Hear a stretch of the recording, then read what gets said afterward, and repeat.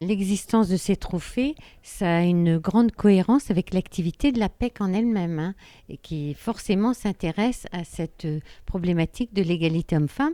Il y a à l'heure actuelle 4 femmes sur 10 qui sont en emploi. Mais bien entendu, elles n'arrivent pas ou très rarement à atteindre le plafond de verre et on est très loin des objectifs. Donc ce trophée va contribuer à faire avancer cette problématique, à la prise de conscience générale. À la différence de trophées classiques, celui-là part des initiatives des collaborateurs. Les sélections des dossiers et des prix reposaient tantôt sur la mixité des métiers, quelque chose d'important, puisque toutes les femmes ont des emplois qui convergent seulement sur 12 branches professionnelles. Il faut au contraire élargir ces possibilités des femmes. Et puis, on a travaillé sur l'équilibre vie professionnelle, vie privée, qui est aussi une problématique des femmes. Et puis le troisième accent, c'est comment on communique en interne, en externe.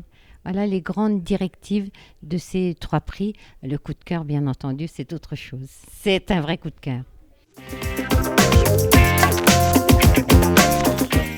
C'est vrai que j'arrivais dans ce milieu gastronomique parisien, parfois un peu dur, un peu sévère, et très masculin, ça c'est certain. Et tous les jeunes qui venaient chez moi, qui étaient la plupart des jeunes hommes, étaient très très déstabilisés même par ma manière de manager, qui était dans beaucoup de communication, beaucoup de respect, beaucoup d'échanges, beaucoup de partage, avec des petits détails qui, tout simples, hein, mais moi on m'a jamais appelé chef dans mes cuisines, on m'a toujours appelé Hélène, et c'est sûr que c'était des choses qui déstabilisaient. Bon, j'ai managé avec un cœur de femme, avec un cœur de cuisinière, et c'était différent, mais je pense que depuis ça a fait école.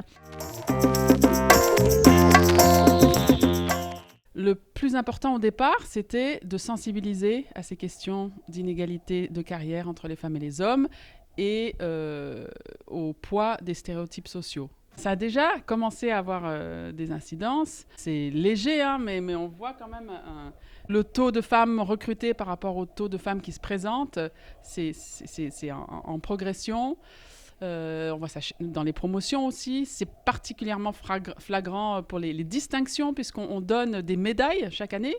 Et notre médaille d'or, c'est la plus haute distinction scientifique en France. Donc, c'est assez regardé.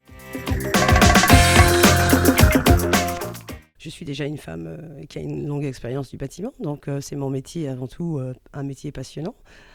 Que j'aimerais faire découvrir aux femmes, puisque quand on regarde des domaines d'activité qui leur sont réservés, il y a un secteur qu'elles ne connaissent pas, c'est le bâtiment.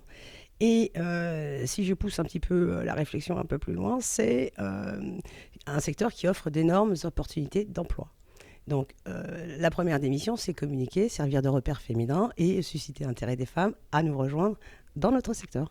L'honneur que nous avons ce soir de recevoir ce trophée va nous permettre que les acteurs principaux qu'on sollicite régulièrement justement pour un appui, une reconnaissance, ça va nous permettre d'avancer peut-être un peu plus vite. Hein.